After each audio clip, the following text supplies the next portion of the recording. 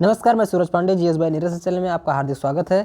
हिंदी का practice set कराने जा रहे हैं, तो चलिए करते हैं। उत्तर प्रदेश पुलिस एग्जामिनेशन के लिए बहुत ही उपयोगी है, इसी के लिए हम आपको हिंदी का प्रैक्टिस सेट करा रहे हैं लगातार। तो चलिए करते हैं हिंदी का प्रैक्टिस सेट। हम देखते हैं अपना क्वेश्चन, देखते हैं भाषा की लघुत्तम सार्थक इकाई क्या है। शब्द है, पद है, ध्वनि है, वाक्य है। तो क्या है इसमें से कौन सा ऑप्शन सही होगा? ये सही होगा। भाषा की लघुत्तम इकाई जो है वो शब्द होता है। क्वेश्चन नंबर नेक्स्ट सेकंड है, हिंदी भाषा के उद्भव और विकास का सही क्रम चुनिए। संस्कृत पाली प्राकृतिक अपभ्रंश बोली, संस्कृत प्राकृतिक अपभ्रंश पाली, अपभ्रंश संस्कृत पाली, पाली प्राकृतिक अपभ्रंश संस्कृत अवहट्ट। तो आप किस ऑप्शन के साथ जाएंगे? ए के साथ जाएंगे। ए ऑप्शन इसमें से सही है। कौन सा ऑप्शन सही है? ए का, ए ऑप्शन। चलिए क्वेश्चन थर्ड देते हैं, हिंदी की मूर्धन्य ध्वनियाँ क्या हैं? चा, छा, जा, झा। चा, छा, जा, झा, टा, ठा, डा, ढा। ठीक,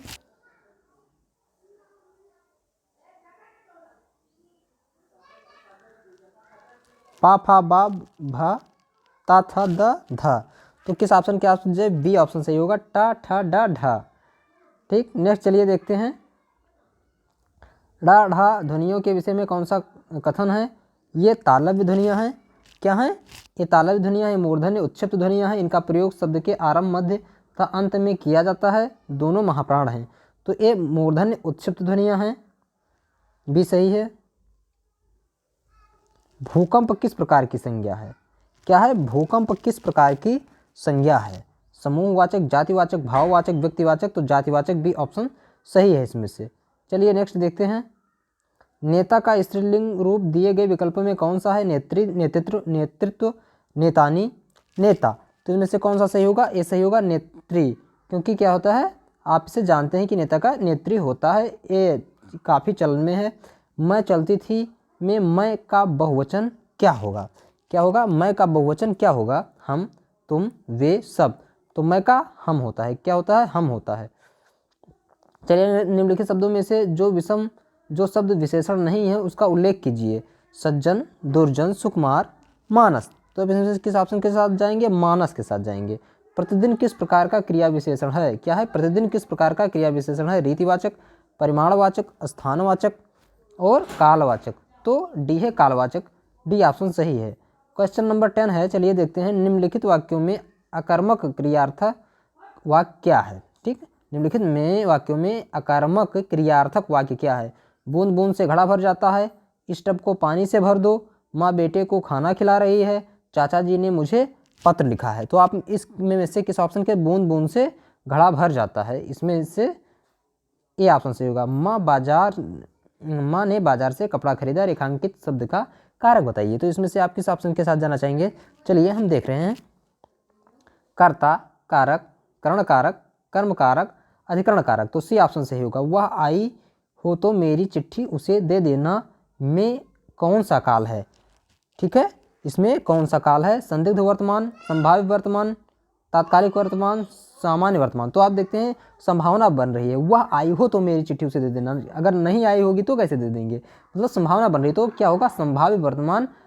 बी सही है। कौन सा ऑप्शन सही है? बी सही है। चलिए नेक्स्ट देखते हैं, निम्नलिखित में से कौन सा भाववाच्य का उदाहरण है? क्या है? भाववाच्य का उदाहरण कौन सा है? मैंने पुस्तक पढ़ी जाती है, आम खाया जाता है और धूप में चला नहीं जाता है। तो क्या है? धूप में चला नहीं जाता है। ऑप्शन डी सही है। आह आप आ गए वाक्य में आह शब्द है, क्या है? संज्ञा है, सर्वनाम है, अव्यय है, विशेषण है। तो क्या है? अव्यय है। क्या है? ये अव्यय है। चलिए, अव्यय मतलब क्या होता है? जिसे व्यय ना किया जा सके, जिस शब्द के खंड ना किया जा सके। अगर खंड कर दिया गया तो उसका कोई सार्थक शब्द ना बने, उस शब्द का सार्थक अर्थ ना निकले, तो उसी को अव्यय कहते हैं। क्वेश्चन नंबर 15 है, निम्नलिखित में से गीध शब्द का तत्सम रूप कौन सा है? गर्धव, ग्रांथि, गृध्र, गंध। ठीक है, तो इनसे आप किस ऑप्शन के साथ जाएंगे? सी गृध्र सही है। निम्नलिखित में तद्भव शब्द है अग्नि, पुष्प, शलाका, 14। तो आप किस ऑप्शन के साथ जाना चाहेंगे इसमें से? तो ऑप्शन डी सही है, 14। ठीक है, कौन सा ऑप्शन सही है?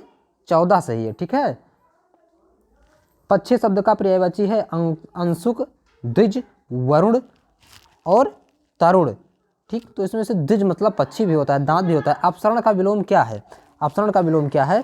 अभिसरण, अवसरण, सरण, उपसरण। तो अभिसरण होता है, ऑप्शन ए सही है। कौन सा ऑप्शन सही है? ऑप्शन ए सही है। ठीक है, नेक्स्ट देखते हैं क्वेश्चन नंबर 19 देखते हैं। निम्नलिखित में से संगत विलोम शब्द का युग्म कौन सा है? घात, प्रतिघात, प्रासरण, संकुचन, शाश्वत, सदैव, खग, मृग। तो आप इसमें से किस ऑप्शन के साथ? शाश्वत, सदैव। ठीक है, ये क्या है? ये विलोम शब्द निम्नलिखित में से असंगत, मतलब विलोम कौन नहीं है इसमें से, ये देखना है। तो शाश्वत, सदैव, ठीक है, ये समानार्थी हैं। इनमें से कौन सा शब्द मद का समानार्थी नहीं है? शिथिल, गर्व, मध्य और नशा। ठीक है, तो इनमें से शिथिल होगा। ठीक है, ये ऑप्शन सही होगा। क्वेश्चन नंबर 21 देखते हैं। निम्न विकल्पों में से अनेकार्थी शब्द समूह पहचान कर चिन्हित कीजिए। आँख, अली, अच्छी, अच्छ, अंग, अवयव, अंश शरीर, कान, श्रुति, कर्ण, कच्छा, नाक, स्वर्ग, नागकेसर, इज्जत। ठीक, तो इसमें से कौन सा ऑप्शन सही होगा? बी सही होगा, अंग, अवयव, अंश शरीर। ठीक है, राज्य द्वारा निकाला गया आधिकारिक आदेश क्या है? 22 का है, राज्य द्वारा निकाला गया आधिकारिक आदेश वाक्यांशों के लिए एक शब्द है, क्या है? अधिनियम, अध्यादेश, अधियाचना, अधिसूचना। तो ये उसमें भी आ चुका है, ग्राम विकास अधिकारी के एग्जाम में 2018 में आया था, सॉरी हाँ 2019 वाले में आया था, 18-19 में। तो कौन सा इसमें भी सही होगा? क्या होगा? अध्यादेश होगा। वह राजकीय धन, क्या? वह राजकीय धन जो किसानों को सहायतार्थ दिया जाता है, उसके लिए उचित शब्द का चयन कीजिए। ठीक है, ऋण, तकावी, अनुबंध, अनुग्राह। तो तकावी होगा। नीचे दिए गए वाक्य के लिए सही मुहावरा बताइए। युवकों को, ठीक है, होने पर ही विवाह करना चाहिए। तो इसमें से कौन सा सही होगा? चलिए देखते हैं। अपने पैरों पर दौड़ने योग्य, अपने पैरों पर पैर पसारने के बाद, अपने पैरों पर खड़े, अपने मुंह मियाँ मिट्ठू। तो सी ऑप्शन सही होगा। ठीक, का बरखा जब किसी सुखाने तब कहा जाता है जब कोई काम समय पर ना हो, समय को व्यर्थ गंवा दिया जाता है, समय का लाभ ना उठाता हो, समय का पालन करता है। तो कौन सा ऑप्शन? काम समय पर ना हो, ए ऑप्शन सही होगा। कौन सा ऑप्शन? ए सही होगा। चलिए 26 देखते हैं। द्रौपदी का चीर का अर्थ क्या होगा? नारी का अपमान करना, शर्मनाक कार्य करना, कभी समाप्त ना होना, सुंदर स्त्री। तो सी ऑप्शन सही होगा।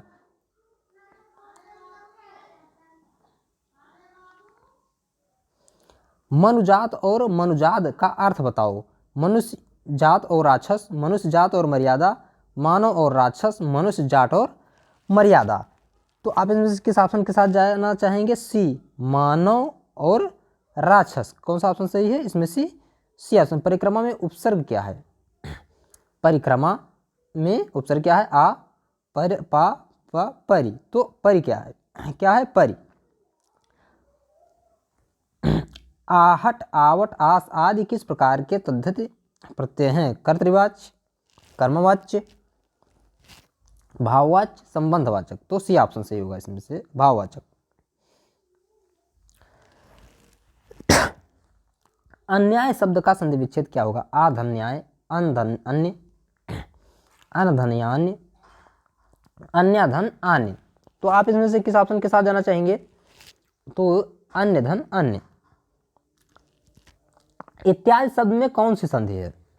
इत्यादि शब्द में कौन सी संधि है? यण संधि, वृद्धि संधि, गुण संधि, दीर्घ संधि। तो ये ऑप्शन सही। कौन सा? ये सही है, यण संधि। गुरुदेव में समास क्या है? गुरुदेव शब्द में समास क्या? विभाव समास, तत्पुरुष समास, बहुब्रीहि समास, कर्मधारय समास। तो इसमें से कौन सा ऑप्शन सही होगा? कर्मधारय समास। ठीक, संरचना के आधार पर किए गए वाक्य वर्गीकरण में इनमें कौन सा प्रकार नहीं है? सरल वाक्य, मिश्र वाक्य, अज्ञार्थक वाक्य और संयुक्त वाक्य। ठीक, तो इसमें से कौन सा सही है? अज्ञार्थक वाक्य। तो ये सरल वाक्य, मिश्र वाक्य, संयुक्त वाक्य ये होता है, लेकिन सी वाला अज्ञार्थक वाक्य नहीं होता है। इनमें त्रुटिपूर्ण वाक्य का या वाक्यांश है। हमारी दुग्धशाला में शुद्ध गाय का घी बिकता है, मिलावट सिद्ध करने पर 5,000 रुपये का पुरस्कार प्राप्त करें, कोई त्रुटि नहीं। तो किस ऑप्शन के साथ? ये हमारी दुग्धशाला में शुद्ध गाय का घी बिकता है।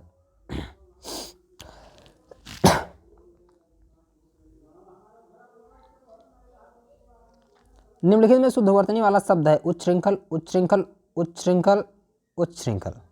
ठीक, तो किस ऑप्शन के साथ जाना चाहेंगे? इसमें डी है। चलिए नेक्स्ट देख लेते हैं।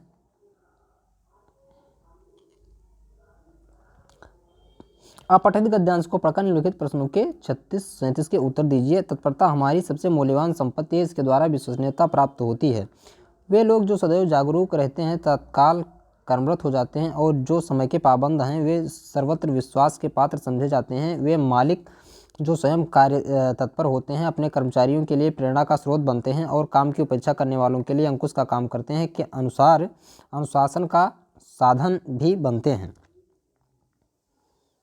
इस प्रकार अपनी उपयोगिता और सफलता में अभिवृद्धि करने के साथ साथ वे दूसरों की उपयोगिता और सफलता के भी साधन बनते हैं। एक आलसी व्यक्ति हमेशा अपने ही कार्य अपने ही भविष्य के लिए स्थगित करता जाता है, वह समय से पिछड़ता जाता है। इस प्रकार अपने लिए ही नहीं दूसरों के लिए भी विक्षोभ का कारण बन जाता है। उसकी सेवाओं का कोई आर्थिक मूल्य नहीं समझा जाता है। कार्य के प्रति उत्साह और उसे शीघ्रता से संपन्न कार्य तत्परता के दो प्रमुख उपादान हैं जो समृद्धि की प्राप्ति में उपयोगी बनते हैं। उपयुक्त अवतरण का उपयुक्त शीर्षक दीजिए। ठीक है, क्या है उपयुक्त, इसमें शीर्षक देना है, तो देखते हैं। चलिए, कार्य कुशलता, कार्य उपयोगिता, कार्य तत्परता, जागरूकता। तो आप इसमें से देखते हैं किस ऑप्शन के साथ जाएंगे? सी, कार्य तत्परता। जीवन में सफल सिद्ध होने के लिए आवश्यक उपादानों में से एक प्रमुख उपादान क्या है? कार्य की आर्थिक समझ, जागरूकता, अनुशासन, तत्परता। तो डी ऑप्शन सही होगा। ठीक है, तो मेरा क्लास यहीं पे समाप्त होता है। फिर नेक्स्ट क्लास में मिलेंगे। जय हिंद, जय भारत।